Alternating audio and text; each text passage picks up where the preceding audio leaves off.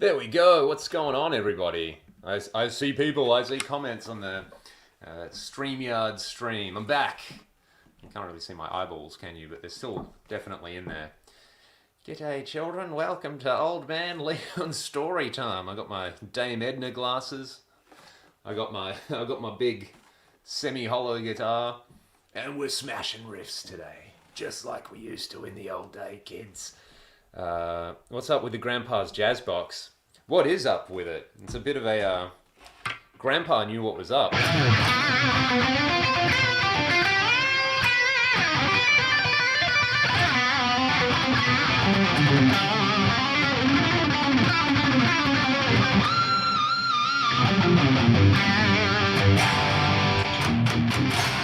Very, very good fun.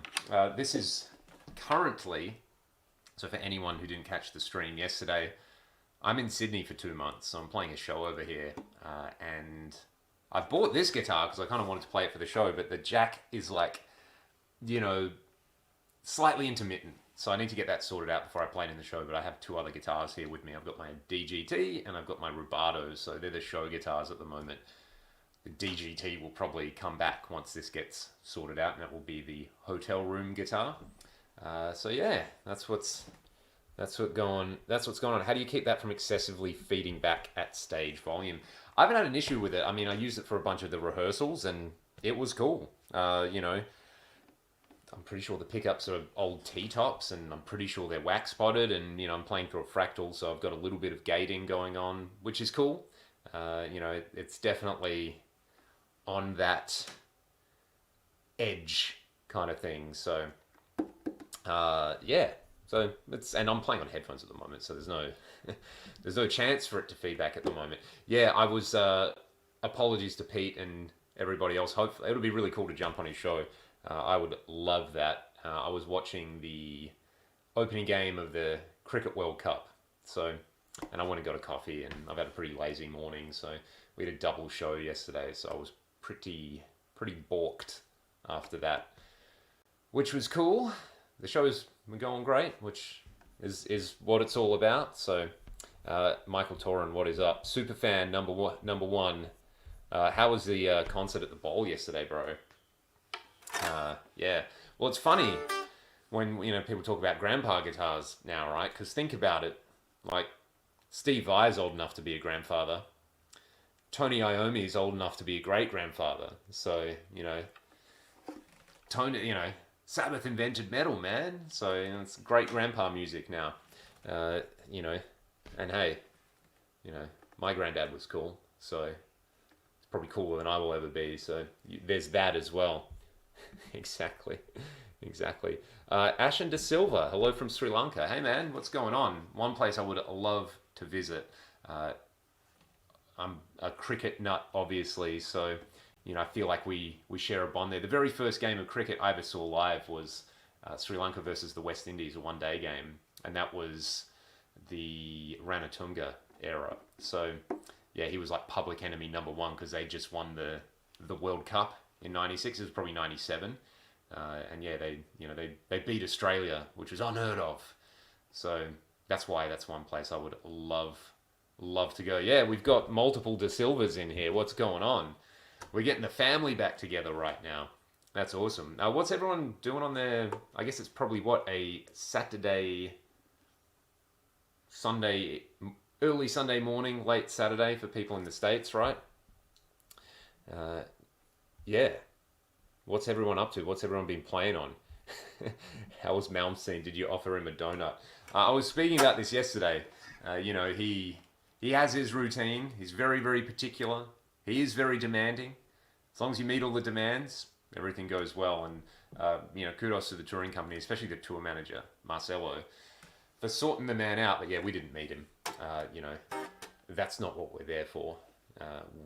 We're there because it's actually a massive bonus for us. We get to go out and play to 1,000 people every night who probably otherwise would never come to one of our shows, and go out and do the thing, and the thing went really, really well. So yeah, maybe later today I'll have an honorary donut to celebrate the tour. So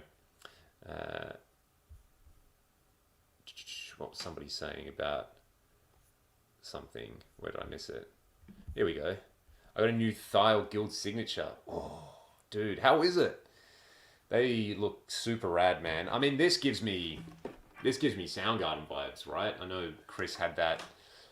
What color was it? It was kind of like not an aquamarine, but it was a metallic blue 335 soul thing. I thought they always looked really, really cool. There's like I don't know, what is this? Oxblood or something like that. It's not walnut. That's not the right color for it. But yeah, I mean it's like so ugly. It's beautiful, right?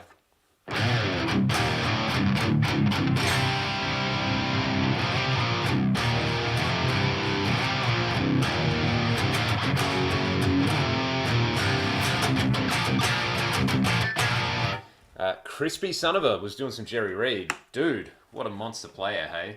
That's, you can start wrapping your hands around that tune. You're kind of more than halfway there to that holy grail thing, right? Where else are we? Ooh, here we go. Tauren. Speakers for a wet, dry, wet system. Dude, I guess it depends how you want to do it. Do you want to do it Eddie style? So you've got 3 4x12s? Or I guess you want to do more the Larry Carlton style. There was a rig rundown maybe 10 years ago, where he was miking his amp and then sending that to a mixer, adding the wet effects there, and then he had some FRFRs, I believe. And you could do that obviously with a load box or something like the Palmer Supreme Soaker. So yeah, two diverging methods in there.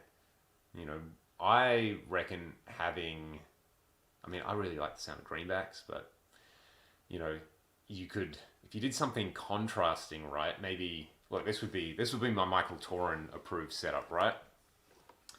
Center dry cabinet, 4 greenbacks, and then the outer 2 cabinets. What you do is you have them as 4x12s, because of course, do a split with 2 V30s and 2 EV12s. So you kind of get if you're doing the clean thing, the EV12s are amazing, and then the V30s are V30s. Yeah, if you like the V30 thing, that'd be pretty amazing. I've got a buddy here in Perth who has a boogie oversized 4x12 with 2 V30s and 2 EV12s in it. It sounds amazing. So yeah, or you could do 2 greenbacks, 2 V30s in an X pattern for one, and then something different in the middle. I think if you were, you're gonna be doing it with rack pre's, or you're gonna be doing it with heads. That's the thing. Crispy Sonover plays bluegrass banjo, so I've got a lot of that technique to guitar. I play with a thumb pick and finger picks, like the Yngwie ball. Picky picks, not the round ones. Yeah, that's cool. So I always remember, man, one of the first things my dad showed me when I was learning guitar, he was like, you can use your pick and your fingers. So he was like, yeah, like practice a banjo roll. That kind of thing. And the old, that.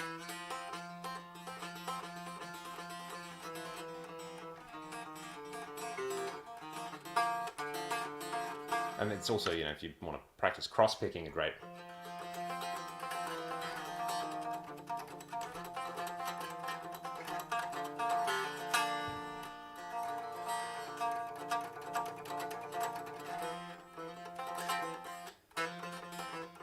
Man, yeah, I feel like I've gotten worse at this technique over time.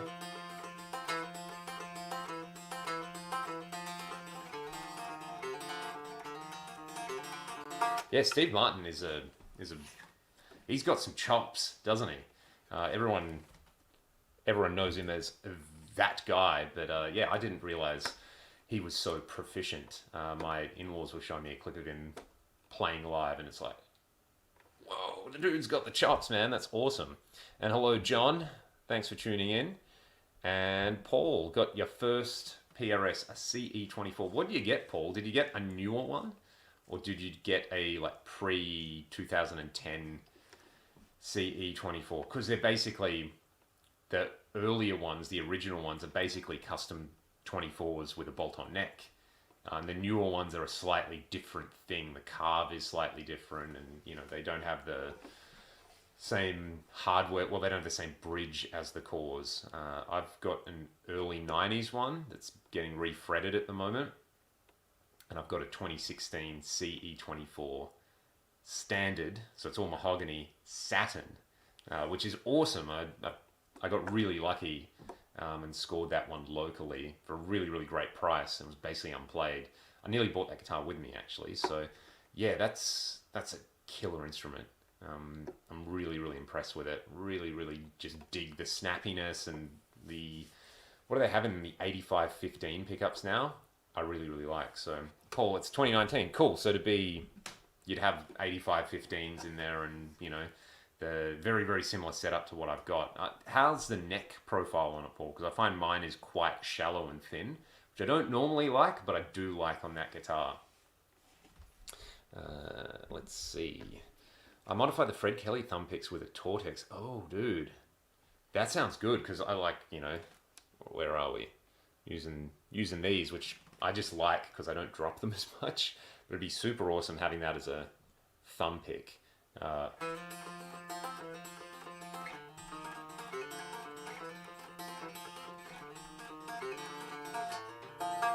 The best PRSs are from the early 90s. I'm actually going to disagree. I think the best year for PRS is 2008 because I have a 2008 single cut and a 2008 mirror, and they're unicorn guitars. They're really, really good. I'm super into the post-2008 stuff, but my early 90s CE also is kind of special as well. So, yeah. They have changed quite a lot over the years, but they've been remarkably consistent. I think the stuff that they are making now is amazing. Like my DGT's of 2021. Incredible, incredible. It's the best guitar that I own. And I've got a 2000 and... Yeah, I've got two custom 24s. They're both 2002 models. Great guitars, but yeah, they don't quite have the... They don't have like the vibe that my early 90s CE has, and they don't quite have the... I don't know, the refinement that my newer ones have. So yeah, you're going to see a lot of this Gibson over the next couple of weeks, because it's because I got it back, so I've been playing it a lot, but it's the only guitar I've got here in the room at the moment. So yeah, dude. So the Wampler Mofetta, I really liked the video Brian did about it, and I feel like I learnt lots about why people like the Mostortion. It'll be, nothing. I've never actually tried an original one, so Kevin, dude, 90 CE24. So yeah, mine is a 93. I'm really looking forward to getting it back. But man, it's an energy, right? Like those early 90 CEs, they're like guitars unto themselves, right? They've got the. I read something recently where they were meant to be cheaper to manufacture, but I think it saved them like 45 minutes manufacturing time. So it's basically the best deal. They were still pricing them really aggressively, but they were basically made every bit as good as the custom 24s at the time. So yeah, I got it because, Alex Lifeson had a 91 CE or something like that, which I just love the look of and love what he was doing there. So yeah, that's pretty rad. Pretty rad. I agree. The early 90 CEs. I saw Carnival on Sunday, last Sunday, and Drew, one of the guitar players, he's got an early 90 CE that's like his Warhorse guitar, and we were talking about that after the show. I was like, dude, I bought one because Rush, and because I know you've got one. Yeah, he was just saying, he's like, yeah, that's the guitar. It's done so many gigs. It's so beaten up, which you rarely see on PRS, right? People tend to try to keep them pristine, but his is like, it's a road warrior. Dude, and Crispy Son of a, appreciate you and how to do the fractal stuff. That's cool, man. I appreciate that.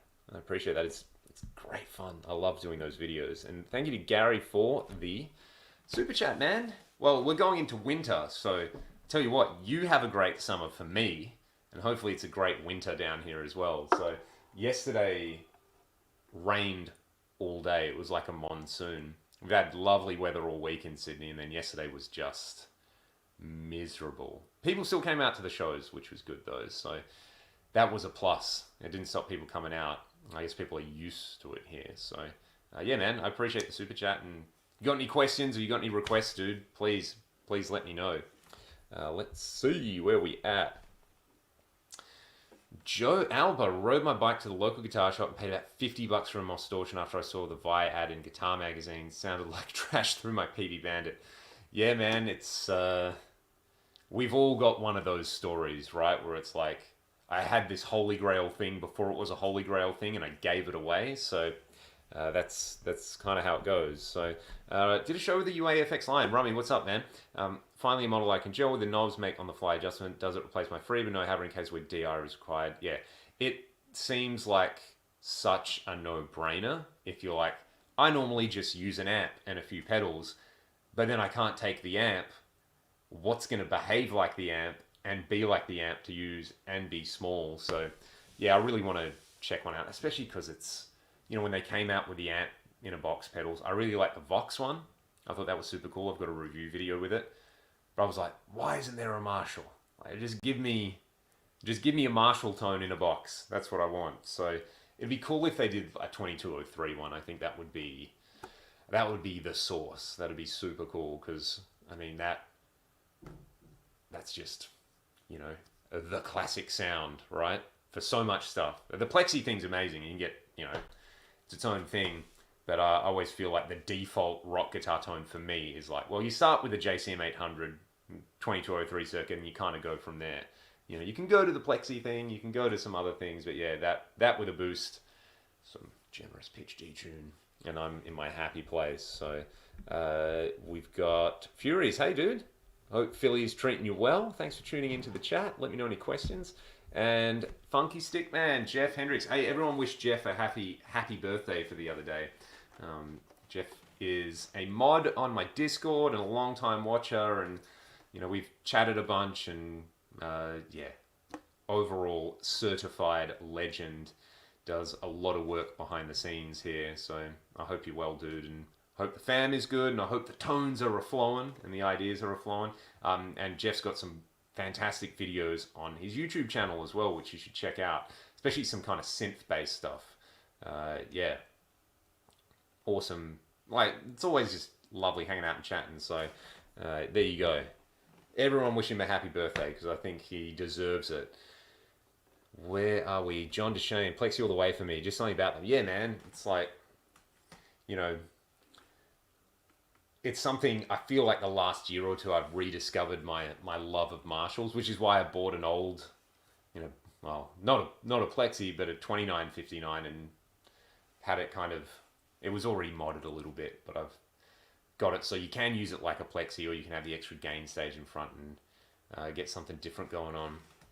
Got any cars in you? Oh, do I? I've always wanted to learn Moving in Stereo, actually. I really like that song. That's a fun song. We'll have a little jam on that. Pickups in the Gibson stock, they are, yeah. So these are T-tops, just original T-tops in there with the coil split, which sounds pretty fun. Like, probably not the best, especially on the neck pickup with, you got some chunk. I'll just mute my mic so you can hear it, and then I'll coil tap it.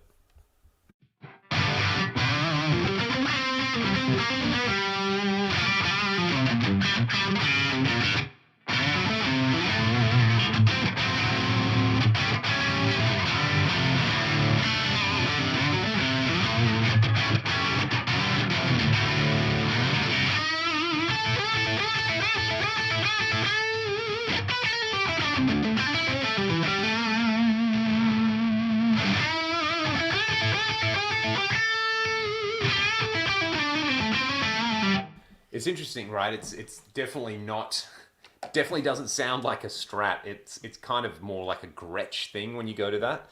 It's actually really cool for this kind of vibe on the bridge.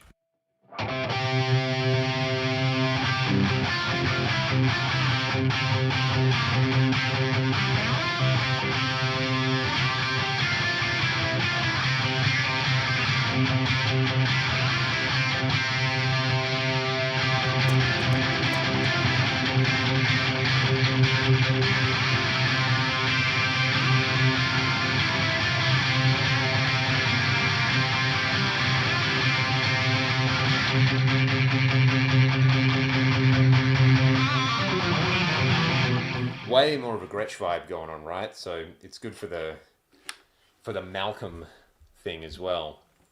Nick Granville is in the chat. What's up? How you doing, man? What have you been? What interesting stuff have you been playing recently, Nick? I know you said you were doing the Stardew Valley thing a couple of weeks ago. Any fun pit gigs recently? Yeah, man.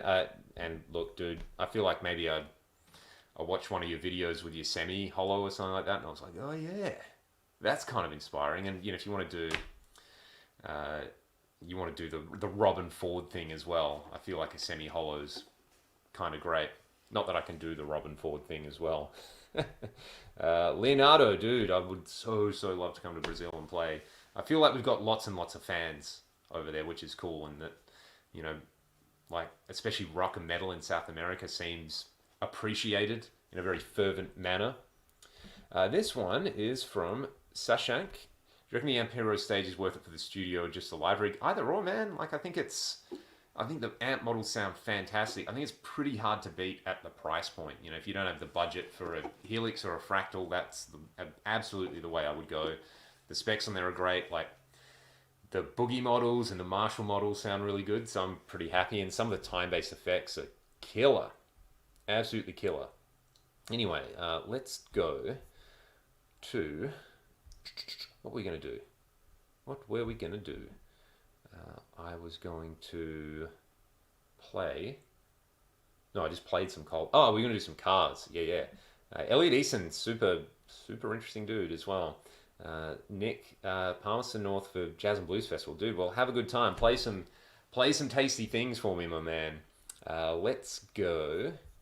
Yeah, moving in stereo. I think the bass player sang that? I first heard it on Stranger Things, of course, because Stranger Things is awesome. And, there's that scene where that Australian actor who's playing Billy, like he walks out into the pool and yeah, that song's playing. I'm like, hang on. Do I know this song? Who is this? Yeah, it's got a sick bass line in it. That's kind of the main takeaway that I've got from that one. Let's have a look. I'm totally in the wrong tuning.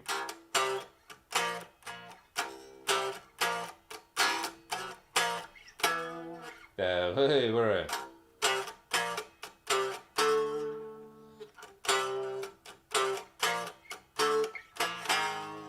Yeah, that's right. I don't need that echo on there really. Let me just very briefly refresh myself with this one. You know what? I'm not going to play the track because I'll get a copyright strike. But get that. I'm in the wrong tuning, dude. So.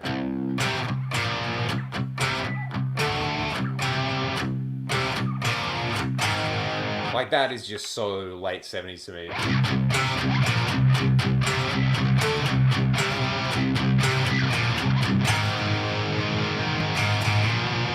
And the bass line in it, man, it's got that like plinky, like they're trying to be funky, but it's really rigid on there.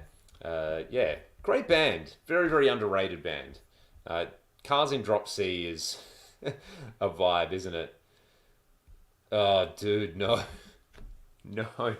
So OU812, are they like the strings? Are they like a bullet ended thing on there with the GL? Like or do you just have to, buy a specific thing that's not made anymore, right? That kind of thing. What had those interesting strings? Remember the Floyd Rose guitars? What did they call them? But they had the Speed Loader. Did anyone ever have one of those? Where they had the bullet ends at both ends, so you could just pop the string in to like a custom thing at the nut and then pop it into the bridge, and then basically that's how you change the string. Is your guitar tuned to drop C? Indeed it is. Well, not all the ragdoll stuff, but like 90% of it's in drop C, so I was playing some earlier. So. Caliber, you have to replace in a set. Dude, that is rough. And 25 American dollars, that's like $40 Australian, dude. That's it's enough to put you off wanting to go for it, right? So the Cars, nobody claims they're favorite, but everyone knows the lyrics to their songs. Yeah, right? They're one of those bands where it's just like, oh, exactly, here you go. This is what they are. They are choice. Exactly, they're a choice band. what was I going to say? Used to see Rick Ocasek all the time in my neighborhood in NYC. Hard to miss him. Yeah, I can imagine, right? Just Rick Ocasek being Rick Ocasek. Oh, that's what it's from. That's what I know it from. Right. Right. You know when someone just says something and you're like, oh, duh. That's, yeah, okay. Thank you for helping my brain function on this. Well, it's the afternoon now, but it still feels like, uh, feels like the morning, believe me. Is drop C tuned standard to D, then low D down to C? Correct, yeah. So you can think of it as tune all of these strings down a whole step. Then when you've done that, tune this string down a whole step. Or you can think of it as drop D. So you take that string down a whole step, then you take everything else from there a whole step. So you still have all the fun, right? Really easy to play sus2 chords, right? So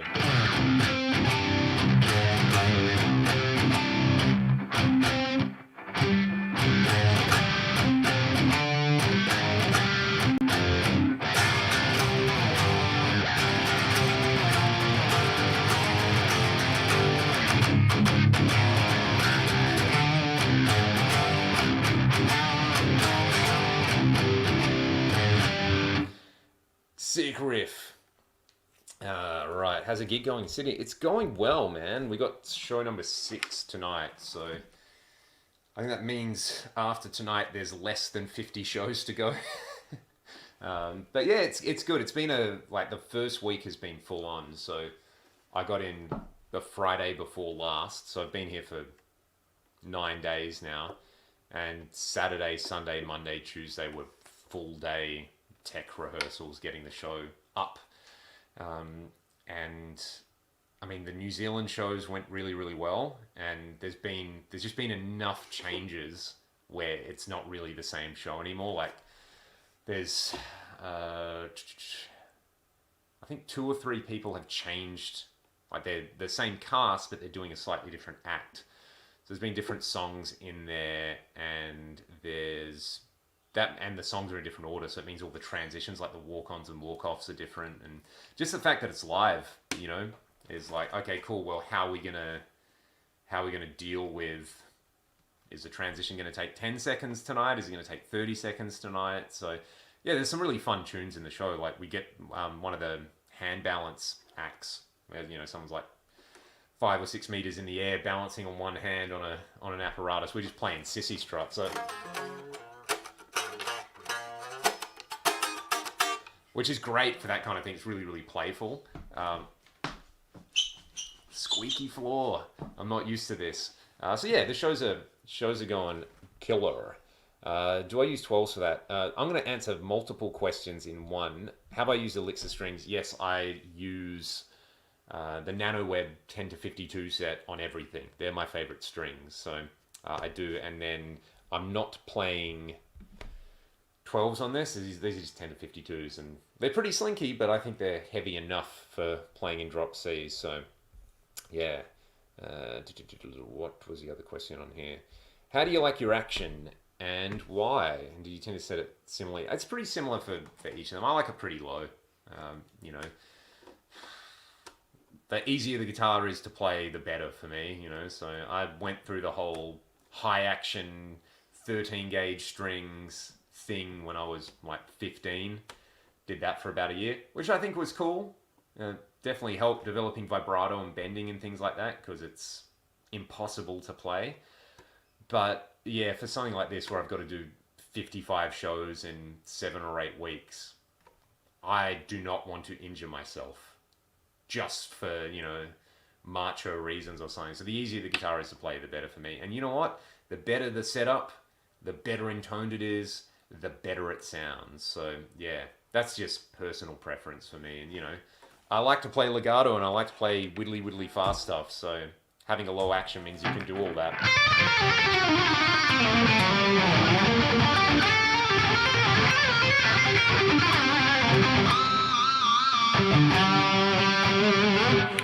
So yeah, they're all, I've got a lot of my guitars plecked, so that does make it super duper accurate. Ben Peasley. Can I play I'm a Viking by Yngwie? Always wonder if it's all picked or if there's any legato in the opening riff.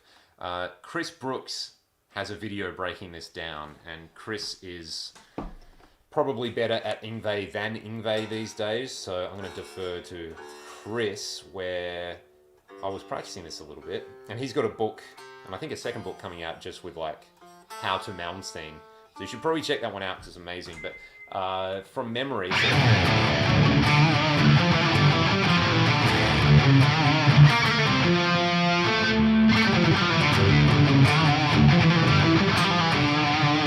what does he do?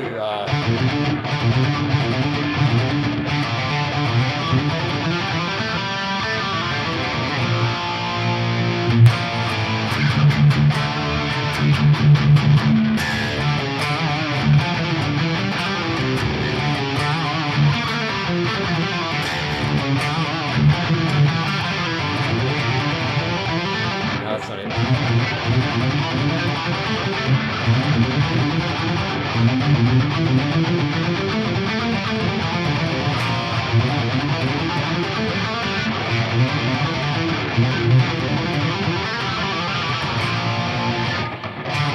So anyway, I'm getting detoured. I'm not able to play that. I should probably have a go. What are we hearing? FM3. Yeah, dude, you got it. That's exactly what you're hearing. It's the current live preset. I just got some stereo detune on there as well.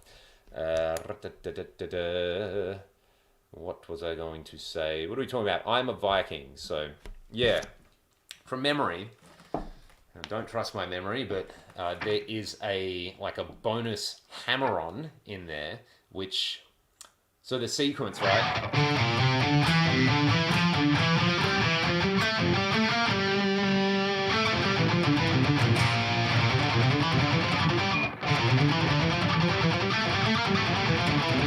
That's the sequence, right?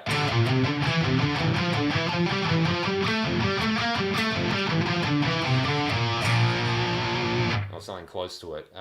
Yeah, Chris kind of makes a point that, yeah, there's a hammer-on in there. So what it lets you do, if you're playing alternate picking, you have this bottleneck picking-wise where you're going...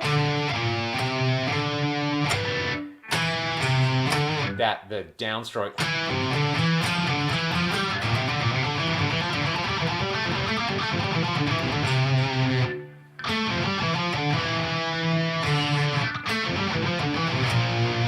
So what you do is you play it. I can't remember if it's... So instead of doing a downstroke here, you're doing an upstroke there. And that's how you get around it. So it's...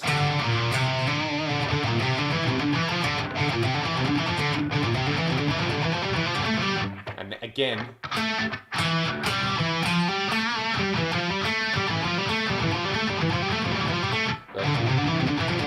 And I think there's an economy stroke in there as well, or something like that. So yeah, go and watch Chris's video, because Chris actually knows what's up.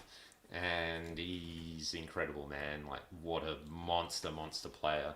Not only does he get the notes right, he gets the vibe right as well. So yeah, highly recommend. But what is the TV Mix 7 captured off? I'm using it on my XFX Ultra and it sounds sick. So I have I think it's from the early 90s. I'm not 100% sure, but it's a Marshall tall vintage cabinet, hence TV. So it's a 1960 TV cab. It's the slanted model, so an A model. It's got 4 25-watt greenbacks in it. One of the greenbacks sounds a bit better than the others, so that's the one I always mic up, and it's a Shure SM7B. This Shure SM7B, in fact, that I have with me. A Royer 121 and a Sennheiser MD421, and I shot each mic separately, and I made the blend in Cab Lab. So yeah, that's kind of what it is. They were all test shots as well. Like, oh yeah, that's a cool position for the SM7. Shoot an IR. I'll just put the Royer, like, you know, an inch away from the center of the speaker. Cool, that's fine. I like the way that sounds. And then, oh, I've got an MD421. I'll take a test shot. So yeah, it just was a happy accident. So yeah. So back to the Yngwieism. Let me actually look at the notes. Yngwie, I am a Viking. It's a great line, right? I would just, I would just play it all hammer-ons and pull-offs.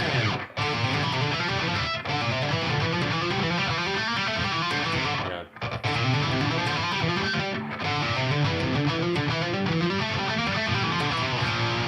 So, what is the line? Something, and there's this pickup in it, right? Where, so if you're playing that sequence and you just go, he kind of does a.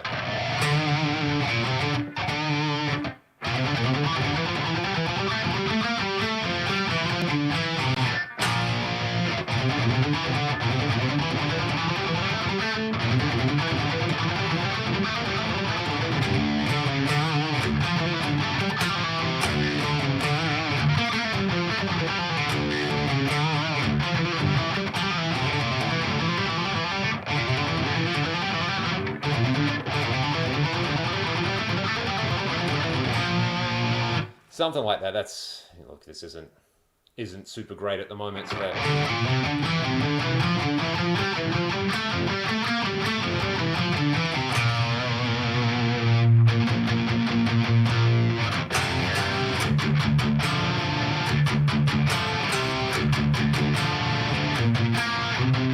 I just love how sophisticated the start of the riff is, and then how.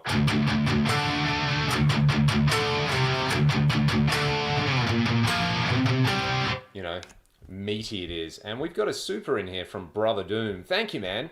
I massively appreciate it. Fire away with any questions or anything else. I'm just Yngwieing. So, strategies for it. You pick it all. Or you could. You can get that. So you go.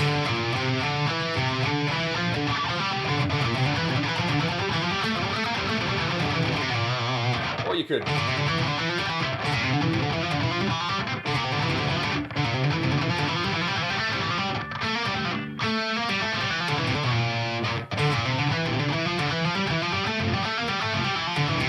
There we go.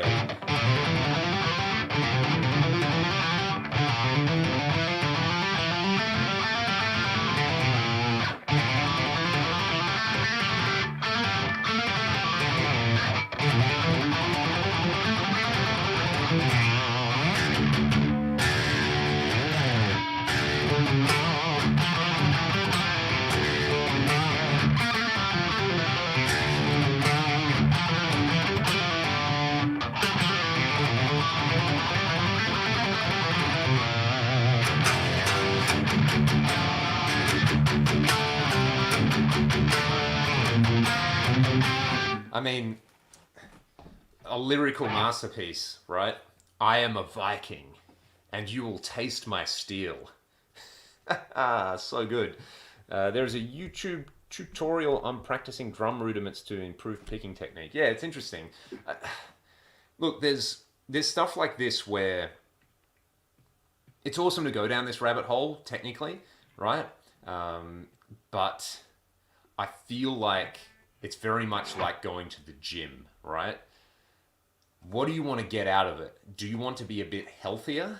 And do you want to have like functional improvements in just the ability to do everyday stuff? So, you know, everyday stuff on the guitar, going and doing a rock cover gig, and you're probably playing.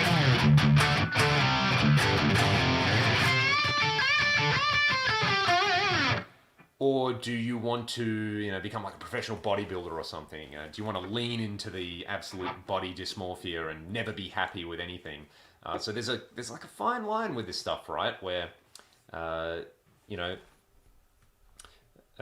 what do we? Brooks gets the economy picking of Yngwie. It's quite authentic. I did pick up a book and cleaned up the Rising Force stuff I tried to learn in the '80s with a lot more Yngwie style. Yeah, and this is the thing, right? The pick slanting stuff. That's become, you know, really, really popular, and rightfully so. Troy Grady's amazing. You know, again, it's inspired by analyzing players who are great at what they do. I'm always really hesitant to think of or, you know, teach anything for rock guitar as an orthodox technique, I think the thing that makes rock guitar fun is that there is no orthodoxy. And I think as soon as you start getting an orthodoxy with it, it's kind of boring. So the Yngwie stuff, it's not just strict alternate picking. Like, he's doing some alternate picking stuff, and he's doing some economy picking, and he's obviously sweeping, even though he doesn't consider it sweeping. But again, this is a matter of like language and terminology, right? Which are important things. But yeah, the pick slanting stuff, I mean, the pick slanting stuff is great, and it helped me out a lot because it gave me pieces of language to try to diagnose problems that I had when I was picking things. You're like, oh, okay, the reason that particular sequence is difficult is because, you're slanting upwards, but you're doing a particular escape motion, and you're trying to play a particular thing. What it made me realize was like the licks I was already kind of good at, I should just do more of, that kind of thing. So I love Troy stuff for that reason. But the flip side with any of this kind of stuff is that it's not often the people teaching it. It's the people who get like too wrapped up in it and try to consider it like orthodox and be like, yeah, dude, it's super awesome to play really, really clean and really, really fast, but also Jimmy Page, don't forget about that. Don't forget about the mongrel in your playing. Don't forget about sometimes you're trying to play something and you're not quite nailing it, but it's cooler because you're not quite nailing it. That's just, part of the fun, and the different disciplines. Yeah, man, it's like, well, you know what it's like, right? So I'm playing this cabaret at the moment, so most of the acts are circus-style acts. The aerialists in the show are like the most jacked dudes I've ever seen in my life. They have the perfect physiques. Like, it's incredible. And they're not in the gym pumping weights. They're doing acrobatics. They're practicing their act, and they're learning new things, and adding things into their routines. And they're super flexible, and they're super strong, and they're strong in a really functional way because they have to do what they do every single night of the week, sometimes twice a week. And they also have to perform as well. So yeah, it's kind of amazing seeing. It's just like, yeah, that is just from practicing what you do every single day, rather than, you've got to, hit these macros and you've got to do this many reps in the gym and things like that, which are great things to do, right? But, they're not approaching it from the like, I have to do these motions perfectly. They're approaching it from like, oh, I get to go out and do a routine. It's a similar thing. Like, my wife has done dance all her life. And, because of that, it's like, yeah, where she's got muscle and sort of her overall physique is a certain way, where it's like, she didn't spend her teens and 20s in the gym. She just did stuff. She just danced. And it's like, you go into the gym and she's got all this ability in there already without having really had the, get in and do the weight training kind of thing. So it's kind of like guitar. Like, I feel like, you should dedicate part of your practice routine to really hyper-specific technical stuff. But the majority of your routine should be fun stuff. Like, if you like Metallica, just smash Metallica riffs. It's super fun, and you get super good at doing the thing, right? If you wanted to maybe learn how to solo like Marty Friedman, learn a few Marty Friedman solos first. Like the Tornado of Soul solo for years tormented me because I didn't know how to pick the line, the one that everybody wants to learn. And when I learnt that, I was like, that's unorthodox, but it's perfect for that line, right? So, for me, it would have been like, okay, cool. Well, what I'm going to do is I'll just treat it like alternate picking. But, Marty's doing the thing where he's like, no, when you do an upstroke, so you start with an upstroke, okay? Oh, you always start with a downstroke, Marty, you idiot. No, he starts with an upstroke, economy, and then two ups. And that just cuts through that lick like a knife through hot butter, right?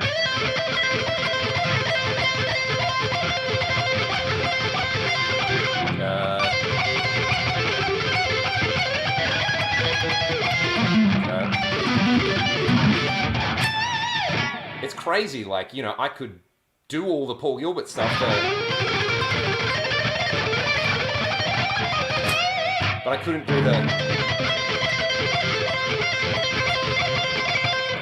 with that technique, right? It's a different thing, and it's like context important. So, yeah.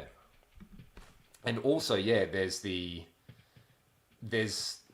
lots of physical stuff, man. This is like complex shit, right?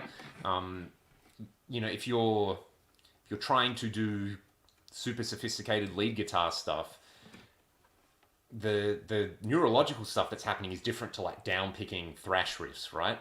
So there's a whole, I feel like there's a whole unexplored part of this discussion around technique, which revolves around the way the human like motor neuron system works, and understanding. The more we understand that, and a lot of this stuff, the other thing we're not talking about, so there's that physical thing, and there's a psychological element. Psychological element is massive, massive, massive, massive. I really enjoy reading about like sports psychology and stuff from athletes about like how they do stuff. You know, how does a soccer player take a penalty shootout? And if you watch a penalty shootout and you've watched enough of them, you can probably predict pretty reasonably well when someone is going to miss before they've even touched the ball. You can see it written all over their body. And it's, you know, if you think about all this stuff as rather than like, oh, this is a technique I do, or this is a line that I play, and it's habitual behavior. So this is behavioral, right? Playing the Tornado of Souls thing for Marty Friedman is just a standard behavior for him, right? And if you're learning that, you've got to get it to the point where it's just like, oh, that's something I do. Like, you know, when I have a meal, I get up and I take my dishes to the sink. You know, that's part of that process in there. So, yeah, the psychological element, I think, rarely gets talked about. There's a few people I know, like someone like Tom Quayle, who I think is an amazing player and an amazing teacher, talks about the like visualizing success thing, which is a big thing from sports psychology. You know, so for me, like there's some stuff I have to play sometimes is kind of tricky. Like playing the solo in Rust, there's a line where I play a diminished thing, then a dominant seventh thing, and then an Yngwie lick. Right? So I don't think about any of that stuff when I do it, right? I'm not going diminish, dominant, Yngwie. That whole thing.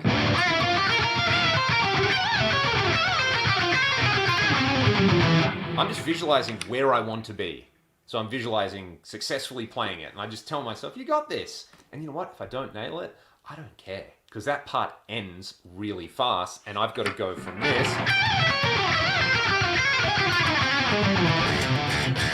Whoops. See? Wrong tuning. What do I have to do? I have to go. Then I have to play the rest of the song. And that's important to focus on being where you are in a piece of music, right? So, oh God, that was a bit of a detour, wasn't it? So, yeah, most important thing, like try to enjoy what you're playing while you're doing it. And if you feel like you're not quite nailing it, then that's where you can go, oh, here's the point that I need to work on the like neighborhood of. So, I don't know, something like that. So, am I using pick slanting? Yeah, in some parts, but I'm not thinking about it. You want to practice this stuff to the point where you literally don't think about it. And it's kind of like the old mantra with like a good teacher, right? If you're teaching somebody, you want to get them to the point where they don't need you anymore. You know, if you're a good doctor, you don't want repeat patients, right?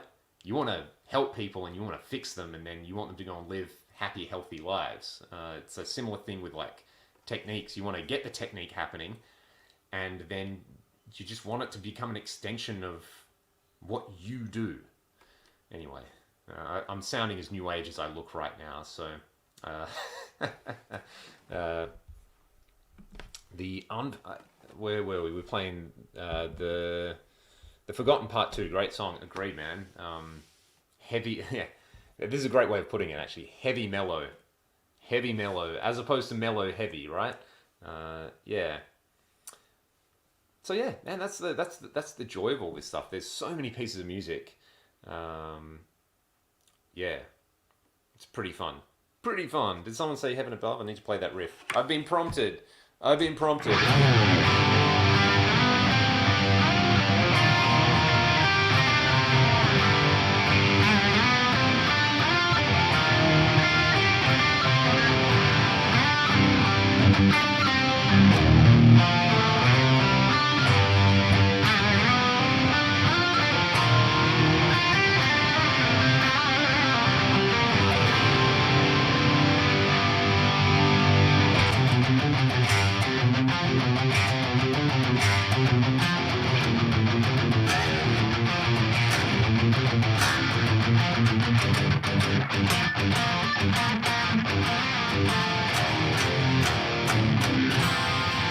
Yeah, we got to get back to playing that live eventually. I think it's become it's taken on a life of its own, that riff, because I've played it so much, and it's a very guitar friendly thing, right? So yeah, it's I really, my favorite part of the song, funnily enough, is the ride out. So there's the vocal melodies doing this.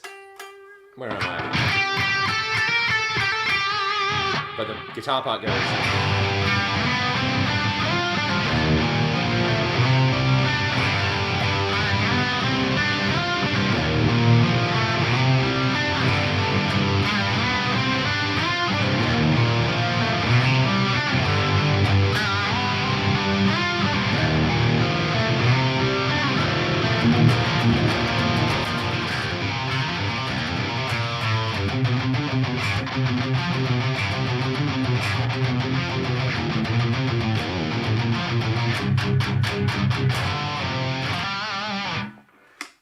So yeah, there you go. It's mandatory.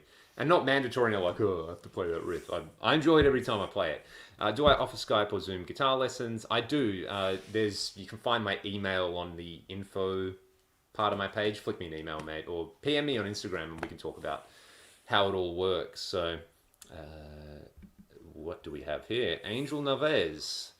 Big Fanny channel, about to receive my first FM3. Congrats, bro.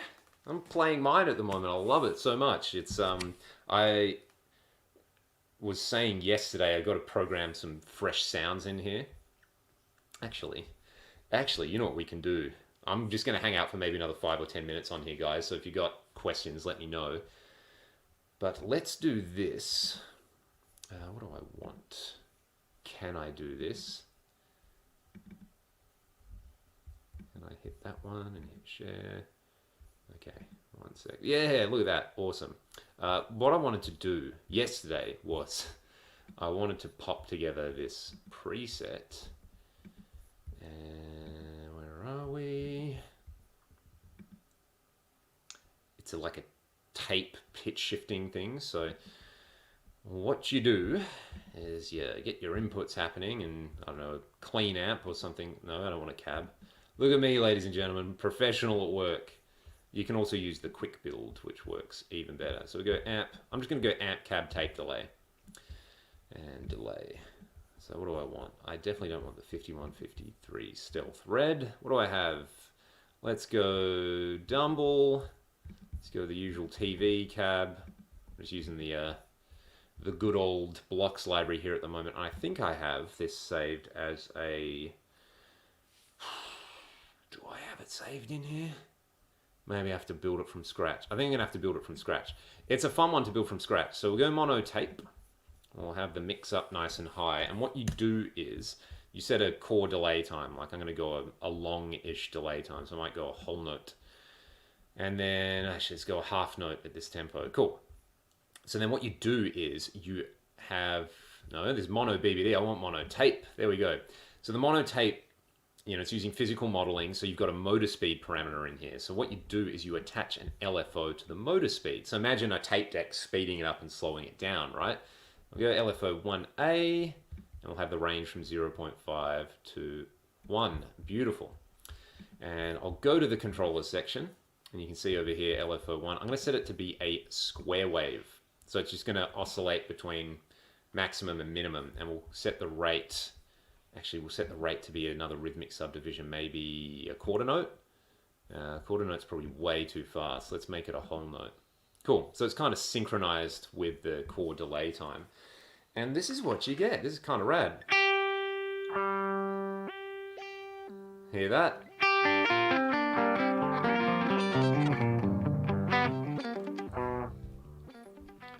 So one fun thing is to just use a different offset with this. Let's go for maybe a dotted half note. There we go. This will sound a bit more complex.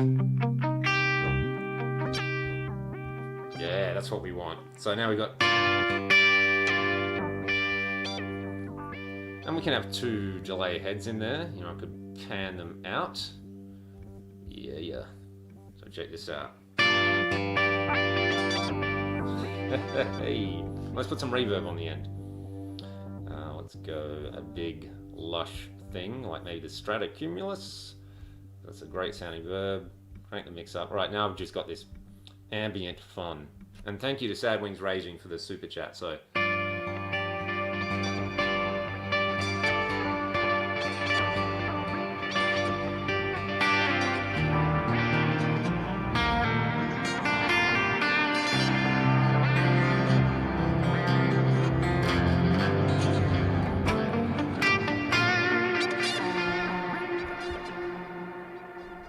that's pretty fun, and you can run it into like another delay as well. So you got your pitch shifty thing, and then like another, different rhythmic offset, maybe just a standard. Let's see, what do we want to do? I've got a second delay block over here, so I'm just going to run it into like a mono digital delay, but a different offset. Yeah, that'll do. So I've got a dotted quarter note there. So now we've got this.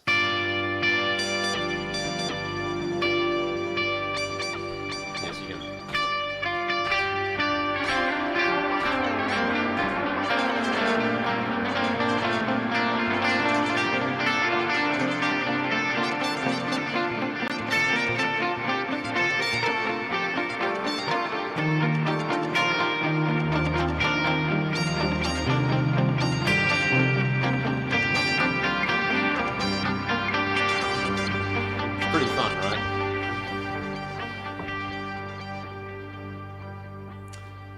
Big Roar of the World vibe. Yeah, man. Far out. I need to listen to that again. That's been a while. Do I ever use the Apollo interface? Do you find the fractals don't sound the same going through it as through other things?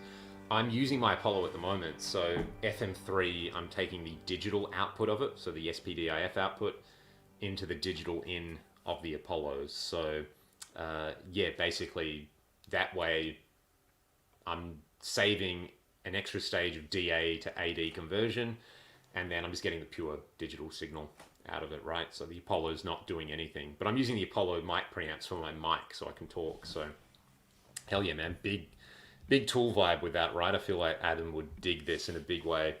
That's so cool. Do you know if there's a MIDI command to change between channels of any block, or can I just assign a CC? Dude, that's a good question. I feel like you can custom assign CCs. Let me take a quick look. So if you go setup and you go to MIDI/remote, you've got mapping, you've got bypass. So yeah, you can set any CC you like for block bypass, and you can also set any CC you like for amp channel as well. So that's pretty rad. So I'm pretty sure you can do that, but I haven't touched it for ages. So what I might do is play you all out with this. Thanks for catching the stream, everybody. I'll play a little bit. I'm going to pop down to the gym, and then we've got an early show today and a bit of a hang afterwards. So I hope you all enjoy your Sunday. Stay safe, be good to one another, and I'll catch you all on the next one. And we'll have some toolish tape delay fun.